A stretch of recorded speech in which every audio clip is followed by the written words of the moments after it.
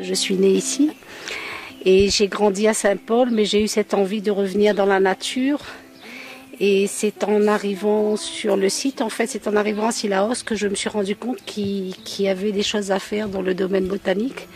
Et j'ai découvert sur la parcelle que j'ai achetée un patrimoine botanique qui existait déjà.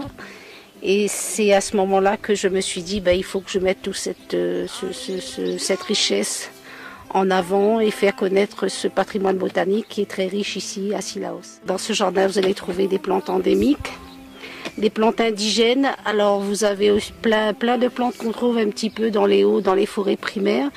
Vous avez le fleur jaune, le bois d'hosto, le bois cassant qui est très rare, le gros pas de poule aussi qui est une plante médicinale. Dans mon jardin, il doit y avoir à peu près 50 plantes endémiques. Après vous avez les plantes indigènes, vous avez les orchidées, vous avez les lichens, les fougères.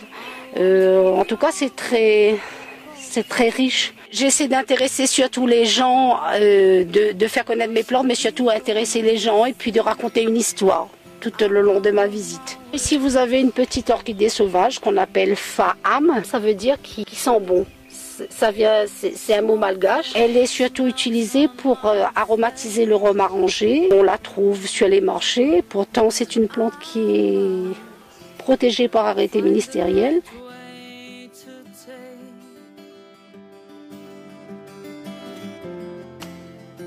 Ça, ce que vous voyez là, c'est une plante qui est très utilisée par les tisaneurs, qui est très rare.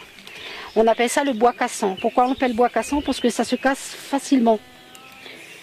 Comme ça, c'est une plante qui a plein de vertus médicinales, elle est stimulante, on dit, dans le langage créole, on dit qu'elle est rafraîchissante. Alors rafraîchissante, ça veut dire qu'elle est diurétique, elle est anti-inflammatoire. Et c'est une plante qui devient aussi de plus en plus rare, qu'on retrouve de plus en plus difficilement. C'est un peu comme le femme. Vous avez ici un fangeant mâle. Ici, quand les feuilles tombent sur le fangeant mâle, il y a des cicatrices. Le tronc, il est beaucoup plus petit, il est beaucoup plus foncé.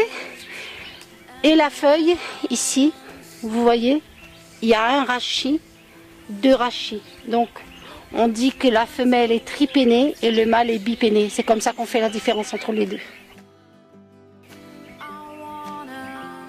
En m'occupant de mes plantes, souvent je découvre des choses.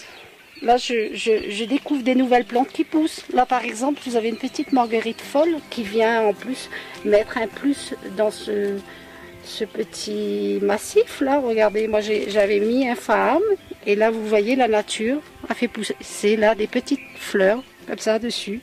C'est très joli et je découvre au fur et à mesure que la nature me gâte. Et moi je fais ça avec...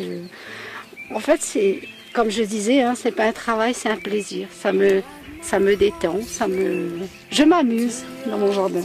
Voilà.